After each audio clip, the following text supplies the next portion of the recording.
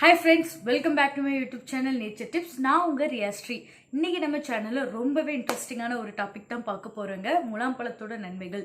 முலாம்பழம் அப்படினா என்ன? அப்படினா ஒண்ணும் இல்லங்க. கிர்னி பழத்தை தான் முலாம்பழம் அப்படி சொல்றாங்க. கோடைக்காலம் ஆரம்பிச்சிட்டு எல்லாரும் நிறைய ஜூஸ் ஐட்டம்ஸ் வந்து வாங்கி குடிப்போம். முலாம்பழச்சாறுமே கூட எடுத்துக்கோங்க. பிகாஸ் முலாம்பழச்சாறுல வந்து அதிக அளவு தண்ணீர் சத்து இருக்குது. 92% வந்து தண்ணீர் சத்து இருக்கிறதுனால அதிக அளவு மக்கள் வந்து இதை வந்து விரும்பி சாப்பிடுறாங்க. தண்ணீர் சத்து இருக்கக்கூடிய முக்கியமான மூன்றே பொருட்கள் தான்.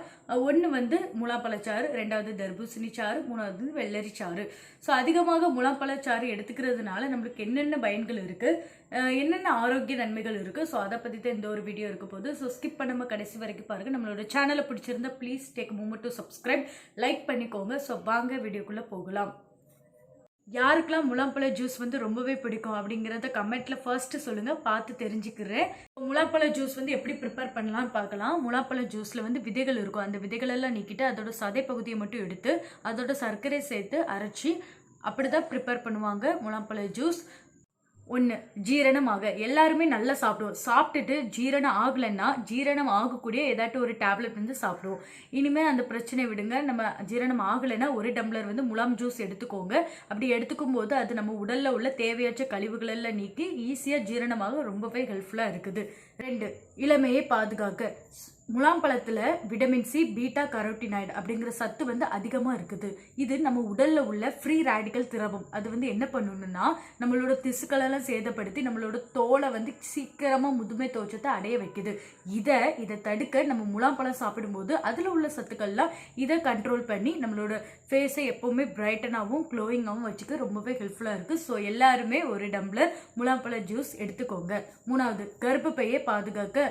ஸோ முலாம்பழத்தில் வந்து கரோட்டின் சத்து வந்து அதிகமாக இருக்கிறதுனால நம்ம கர்ப்பப்பை உச்சுவரில் புற்றுநோய் ஏற்பட இது காரணமாக இருக்குதுன்னு சொல்ல வராங்க. ஆனால் 27% தான் வர வாய்ப்பு இருக்கு அப்படிங்கிறத ஆய்வறிக்கையில் வந்து கண்டறியப்பட்டிருக்கு. நம்பர் 4, மலச்சிக்கலை போக்க. உங்களுக்கு வந்து மலச்சிக்கல் ப்ராப்ளம் இருந்துச்சுன்னா கவலையை விடுங்க. தினமும் ஒரு டம்ளர் முலாம்பழ ஜூஸ் எடுத்துக்கோங்க. அந்த முலாம்பழ ஜூஸில் நம்ம வந்து ஒரு சிட்டிகை மிளகு பொடி, ஒரு சிட்டிகை சுக்குப்பொடி, ஒரு சிட்டிகை உப்பு சேர்த்துட்டு நம்ம குடிக்கும்போது நம்ம குடலில் உள்ள நச்சு பொருட்கள் எல்லாம் அது வந்து நீக்கி அது வந்து நல்ல ஒரு கிளீனிங் மாதிரி அது வந்து செயல்படும். ஸோ வந்து எடுத்துக்கோங்க. மலச்சிக்கல் இல்லாதவங்களுமே டெய்லியும் ஒரு டம்ளர் வந்து முலாம்பழ ஜூஸ் எடுத்துக்கோங்க. அது நம்மளோட உடலுக்கு ரொம்ப நன்மைகளை வந்து தரும். 5, வயிறு எரிச்சலை போக்கும். சிலருக்கு வந்து திடீரென வயிறு வலி, வயிற்று எரிச்சல் எல்லாமே உண்டாகும். ஏன் அப்படின்னா அவங்க உடல்ல உள்ள புளிப்புத்தன்மையால தான் அவங்களுக்கு வந்து வயிறு வலி ஏற்படுது. நம்ம வந்து முலாம்பழ ஜூஸ் எடுக்கும்போது அந்த முலாம்பழ ஜூஸ்ல வந்து தாது உப்பு அதிகமாக இருக்கிறதுனால அது நம்ம உடல்ல உள்ள புளிப்புத்தன்மையெல்லாம் எளிதாக நீக்குகிறது. ஸோ முலாம்பழ ஜூஸ் வந்து எடுத்துக்கோங்க. சொரிசிரங்கை போக்கும். சொரிசிரங்கு உள்ளவங்களும் முலாம்பழ ஜூஸ் எடுத்துக்கிறது மூலமா சொரிசிரங்கு வந்து வராமல் தடுக்கலாம்.